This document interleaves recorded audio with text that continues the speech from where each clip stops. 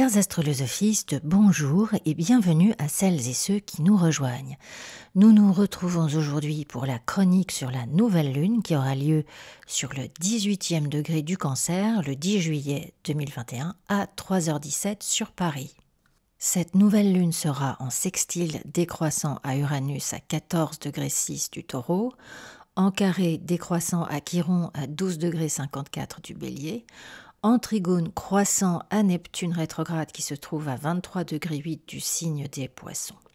La nouvelle lune sera en opposition croissante à Pluton rétrograde situé à 25,44 du Capricorne et enfin, elle sera en semi-sextile à la conjonction Vénus-Mars dans le signe du Lion. Alors, toute nouvelle lune représente la fin d'un cycle et donc le début d'un autre sur une durée de 28 jours. C'est une énergie de prise d'initiative et normalement d'équilibre émotionnel. Il s'agit de la période idoine pour un nouveau départ, commencer un projet, se débarrasser de vieilles habitudes ou d'un schéma mental qui ne fonctionne pas ou qui ne fonctionne plus. Une lune en Cancer, nouvelle ou pas, est chez elle dans ce signe et c'est précisément cette énergie qui va être à l'œuvre pendant ce cycle. Le Cancer, c'est le signe de l'incarnation. Avec le Bélier, on a le processus primaire absolu, suivi par le Taureau qui s'incarne et fait fusion à la matière, donc le corps. Ensuite vient le Gémeaux qui renvoie à la découverte de l'objet partiel, l'expression du mouvement, la multiplicité des possibles, suivi donc par le 4e signe qui propose la gestation du moi, notre personnalité native. C'est l'initiation d'un processus sensible et émotif. Cette nouvelle lune en Cancer va donc solliciter une notion d'enveloppe protectrice, surtout en ce qui concerne la famille, la maison, les enfants, la gestation d'un projet. Début juillet, le Soleil était en carré exact avec Chiron. Il est donc possible que des sentiments archaïques aient refait surface ou soient encore pénibles autour de la nouvelle lune. On a pu repenser à des blessures ou alors des souvenirs nous hantent soudainement comme des fantômes dans une maison délabrée, abandonnée. On peut se sentir blessé dans son principe solaire, dans la perception que l'on a de soi, de son identité, de son caractère unique. On pense que l'on n'a pas été protégé ou aimé comme on l'aurait souhaité et l'énergie d'aujourd'hui provoque une amertume ou notre colère. On a envie d'en découdre avec celles et ceux que l'on pense responsables de notre chagrin. Le problème, c'est que cette colère se retourne immédiatement contre nous-mêmes. Cette nouvelle lune en Cancer propose des pistes tout à fait intéressantes d'apaisement et de guérison.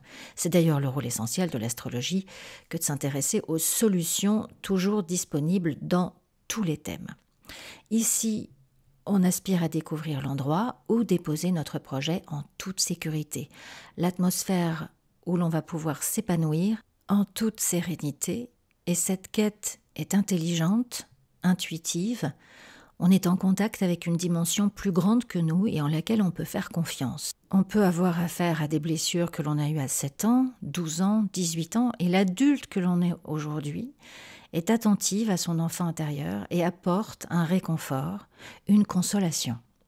Le trigone de cette nouvelle lune à Neptune est un outil splendide pour changer les bases des réponses émotionnelles que nous avons établies pendant l'enfance. C'est une période où l'on va comprendre les blocages inconscients et sans doute leur permettre de se dissoudre.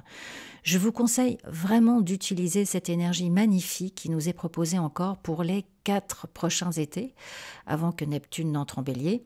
C'est une énergie qui ne se renouvellera pas avant 168 ans. Si vous avez des planètes en signe d'eau ou en élémentaire, vous pouvez progresser de façon très très significative et vous détacher de liens ou faire le deuil de croyances qui entravaient votre beau chemin. Cette nouvelle lune nous permet de lâcher prise et de devenir pour nous-mêmes le parent protecteur qui élabore notre coquille, la forteresse inexpugnable au sein de laquelle nous pouvons construire notre nouvelle personnalité en toute quiétude. Je suis en train de naître à moi-même et l'enfant reine, l'enfant roi que je deviens, vous me suivez, la nouvelle lune est en semi-sextile à la conjonction Vénus-Mars en Lion, en trigone à Chiron en Bélier. Alors, je suis la seule, le seul, à là le mettre au monde, par l'opération de ma conscience, par l'opération de ma maturité, de ma responsabilité. Je sors du sentiment d'auto-apitoiement pour me prendre en charge moi-même. Je prends conscience d'être ma propre mère ou mon propre père. Je suis à l'écoute de mes besoins sans attendre de solutions externes ou tomber dans l'immobilisme. Avec ce trigone à Neptune, je découvre la richesse de ma nature intérieure et développe une estime, le respect que je me dois. Avec le trigone, on a la vision du but à atteindre. Un trigone, c'est vraiment quand notre ego et l'objet de notre démarche surmontent la peur et l'inertie. Donc ce trigone nouvelle lune Neptune nous permet d'accéder à notre sensibilité, notre inspiration, notre créativité les plus belles. Le sextile à Uranus en Taureau permet quant à lui cette ouverture au changement. On est enthousiaste et les rencontres que l'on fait nous stimulent. Des opportunités soudaines dérangent nos routines pour le mieux et les améliorations ou les bouleversements qu'elles entraînent sont beaucoup moins vertigineuses. Tout ça a du sens et on veut profiter des avantages qu'il y aurait à changer d'avis, à changer de vue, d'attitude, de comportement. On trouve de nouvelles méthodes pour faire les choses et cela s'avère très très efficace. Alors de façon pragmatique, ça peut être des travaux dans la maison, accueillir des amis pour l'été, s'inscrire à un atelier créatif ou astrologique avec Uranus, rejoindre un stage de développement personnel, etc., etc. D'un autre côté, la nouvelle lune est dans une opposition croissante avec Pluton. Bon. Pour la Lune, elle le sera exactement quelques heures plus tard, et puis pour le Soleil, elle aura lieu le 18 juillet à 25 degrés 34 minutes du Cancer, en face de Pluton au même degré en Capricorne. Bon alors, l'année dernière, on a beaucoup tourné sur cet axe, autour de 22-23 degrés. Et il est tout à fait cohérent qu'on le tire un peu plus loin cette année. L'opposition, c'est toujours une prise de conscience. Nous-mêmes, où une situation extérieure pourrait se transformer et subséquemment transformer l'autre dans le processus. L'intérieur ou l'extérieur doit gagner. Cela signifie que soit c'est moi qui recule devant la situation et c'est alors la personne extérieure qui gagne, entre guillemets, et alors là il y a la régression de mon ego, soit je m'avance devant la situation ou la personne dans le but de l'inclure dans mon processus de progression. Et c'est ça le défi de l'opposition. Je vous donne un exemple. Je vis une situation conflictuelle avec Y, mais ne sais pas comment m'y prendre pour résorber le conflit. Au lieu d'y réfléchir, au lieu de l'inclure dans une réflexion d'évolution, je vais développer un mécanisme de défense qui m'est propre du type auto-apitoiement ou pessimisme, ou alors le plus commun, l'immobilisme. Dans tous les cas, je freine des cas de fer car tout dans cette situation menace mon ego, menace mes certitudes, mes croyances. On peut aborder une opposition de deux manières, soit d'un point de vue de différence irréconciliable, qui mène à une confrontation ou un divorce quelconque, ou avec la perspective d'une séparation qui fournit la base d'un nouveau niveau de relation à développer. Que ce soit donc entre moi et Y, ou entre moi et une situation administrative, entre deux facettes de ma personnalité ou encore deux domaines de la vie, on peut aller vers une nouvelle expérience ou une nouvelle rencontre de façon ouverte et créative, l'inclure dans son expérience et lui donner un sens, ou bien on peut reculer par peur. Dans le premier cas, l'opposition devient un trigone, le 2 devient 3, la dualité ici est reliée par un pont. Dans le second cas, l'opposition régresse vers le quinconce. C'est-à-dire qu'on affronte dans la peur et l'antagonisme. On a tous vécu ça. Alors ici, cette nouvelle lune opposée à Pluton, elle remue forcément des choses du côté du pouvoir et de l'autorité. Ou que l'on contraigne une ou un autre à aller dans notre sens, ou que l'on soit le sujet d'un tel traitement, cette énergie est d'actualité avec cette nouvelle lune. On peut manquer de souplesse, on peut manquer de compréhension dans nos relations en famille, dans nos relations de couple ou dans nos relations avec nos enfants. On s'obstine dans une voie sévère, faite de principes devenus totalement obsolètes, et on manque de considérer les besoins émotionnels des autres. Ou alors on est forcé de changer quelque chose de notre côté. Il existe donc des situations de confrontation à cette période, soit provoquées par des difficultés financières, une pension alimentaire, des impôts, une assurance à payer ou encore des travaux pour assainir la maison. Tous les sujets génériques pour cette opposition Cancer-Capricorne. Des forces inconscientes font surface et demandent à être régénérées. Utilisée de façon positive, cette opposition peut amener un progrès et un accomplissement considérable en se débarrassant de nos vieux schémas, de nos vieux automatismes.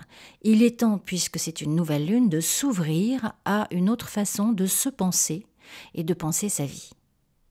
La nouvelle lune est le maître de la conjonction Vénus-Mars qui fait partie d'un carré hanté avec Uranus et Saturne. Bon, on l'a déjà beaucoup évoqué pendant la dernière chronique.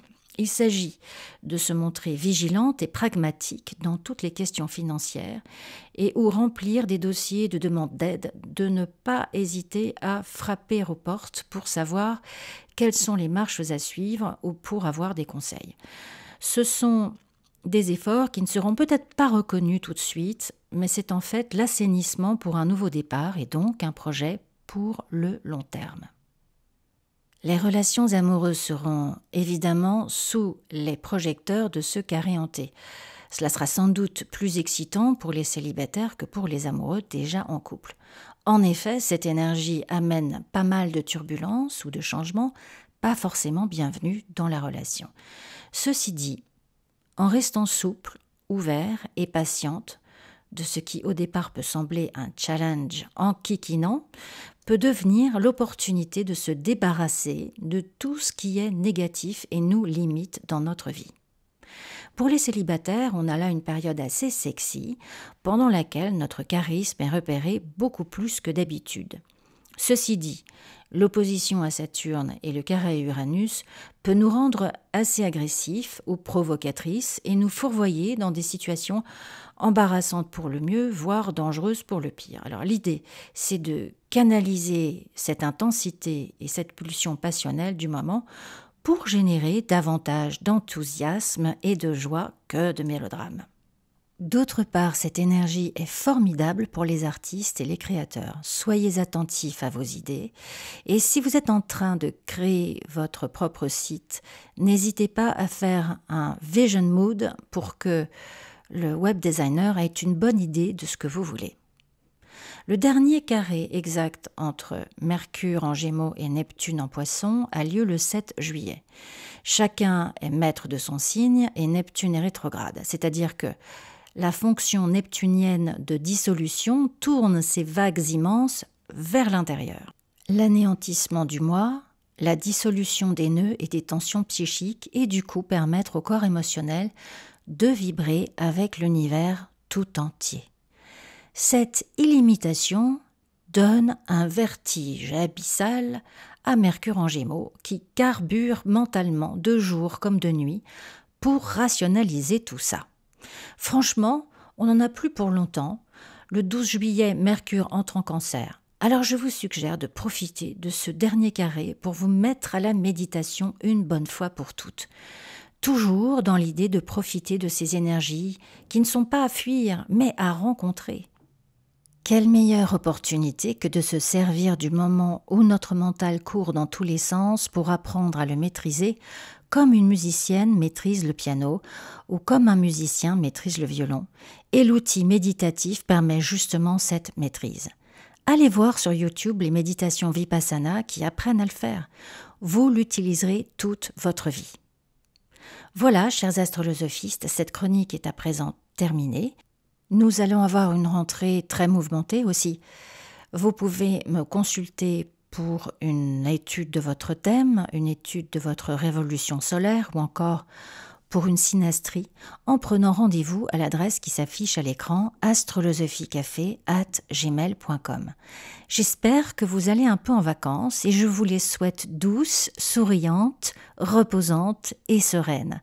Je vous souhaite aussi une très belle nouvelle lune et je vous dis à bientôt sur Astrolosophie Café.